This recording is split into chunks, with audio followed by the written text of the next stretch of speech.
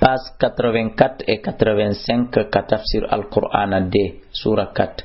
Ar-rijalu ko worbe ben qawwamuna woni ko nyiibata woni ko laamoto ala nisa'i do sonna ben fi hondun no bima faddala Allah sabuko Allah burdindini ko baadam yoga mabbe Allah baadin e do yoga wa bima anfaqu e sabuko tay kon hibe dépensude kambe worbe ben min amwalim immorde jawle mabbe den hakkunde libugol dépensi e joddi suudu e yobugol joddi lekkol e nyawndugol angor kon sa jodi ke non ha debbo woni finance o dum a woni goril jodo tongil tiggi to beengu mu tay ko beengu ma wadata peji din kullun awade haray o hettay laamu ngum ba andi Allah wi ko sabu kon da kon dépensude jawle den wonen worbe wakkilibe dépensobe wota en wonu gorko jodo todo e habbo dépensi beengu mudum fasalihatu sonnabe mojjube ben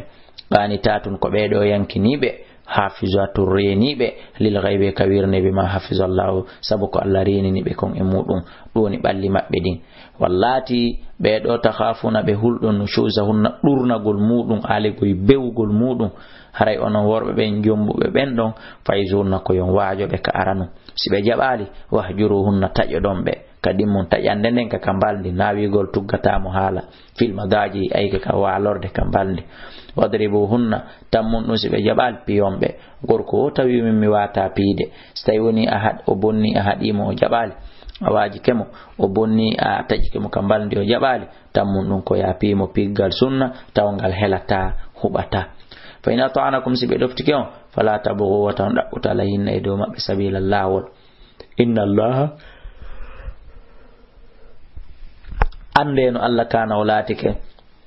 aliyan ko towdo kabiran ko mawnudo wa in khiftum saykali le on holi shigaga baynihima lutondiral e angal pottal famondiral hakkunde mabbe kambe resendirbe ben hare ko watton fabatu ko yon immi hakaman nyaawo min ali murde yimbe gorko on wa hakaman e nyaawo min ali ay murde yimbe debbo on be tumbonira yurida stay ko gonga hibe faala islam mo ingol hakkunde be dido yuwaffiqillahu aray Allah wurindina baynahuma hakkunde mabbe sey non ko goto kala yaari bambangol jiwmum ma suka mum on haray berde beedo den ko beedata lutondirde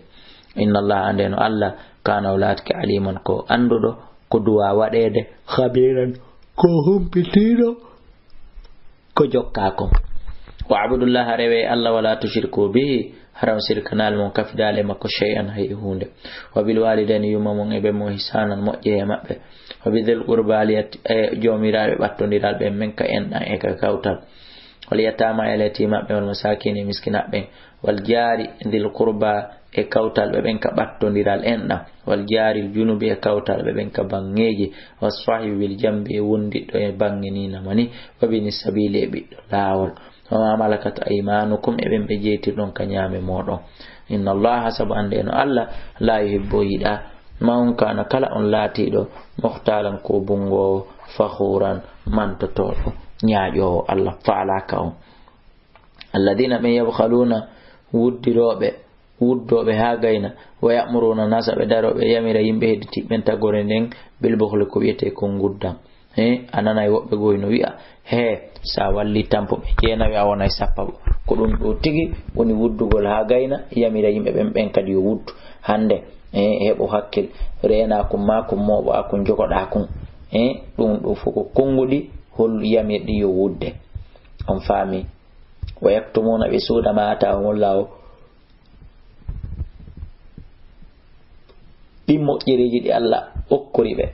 min fadeli morde bural makko ngal kala tampere ma sattende ko sibe wujjama ma be bonirama ma be sumirama dum do be mo be wola be digi dollonno wa atadana la dal min marani lil kafirina hefira ben adabal lette muhinan hoynede be walladina be do yunfiquna ittobe sadaka muwalam jale mabbe den ri'a annasta ko yingo fi be warri wala yu'minuna tabe gomnina billahi alla wala bil yawmil akhir wa nanyala na sakitinde be do hettata hunde baraji ko itti waman yakun shaytanu lahu kala ummo shaytane latani on qarinan wondiddo fasa qarinan haray bonani on don wondiddo wama da'alayhim kunnu fawtanobe kunnu nangaynobe kunnu wanaynobe law amanu billahi sinnobe gomdindo Allah wal yawmil akhir nyalande sakkitinde wa anfaqu bi sadaka mimma razaqahumullahu yagay ko Allah rizqibe kon wa kana Allah alla latkibi mimma aliman ko andudo inna Allah anden alla la yazlimu tonyata mithqala dharratin yir abber jarra an kada khayta wonu tonyo wa inta kusilati ke golla neddo gal hasanatan ko moƴƴal yudaifuha dun suwitan temo way uti jonne yobe milla dunhu immorde kamakko ajuran joddi aziman mawnude fa kayfa kono non kadi ida ji'na stayoni min addi min kulli ummatin immorde kala mofte bi shahidin seede mono seedi to wajina bika an kadi min addima ala haula'i do be do shahidan seede kono watta yawma idin danyande yawaddu alladhina yelato ben kafaru yeddube wasaw rasula be yeddine laado allah be yeloto lawtu sawabihimul ardu hanno hara leydi ni fondindire feppindire e mabbe bi mana be muta der tolle goy alla dali wala yaktumuna allah ndanyande be suudata allah hadisan yewtere hay hunde kala ko on tigi woli harayno wada microji o parleji tata nasi fadi ka aduna do wona goto nanda yaada tawa aduna fona nay hayli buda meselan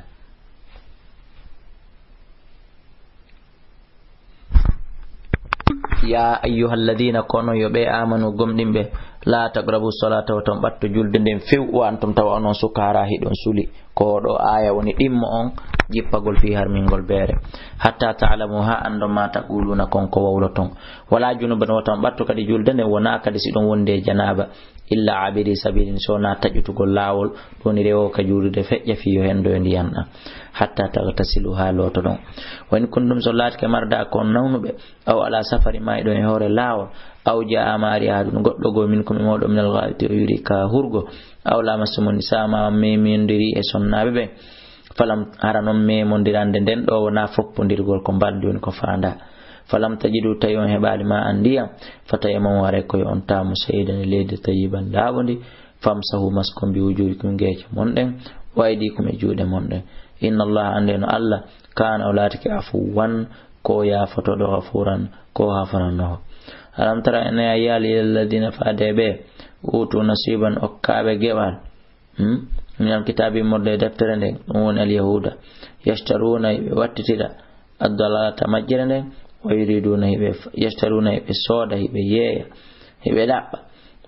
ad-dalalata majrane wa yuriduna wa utu ben okabe nasiban gebal min kitabi modde deftere den yashtaruna hibe wattita dalalata majjere nde hibe soda majjere den kan wa yuriduna hibe fala anta dillu nde onon julbe ben kadi majjoto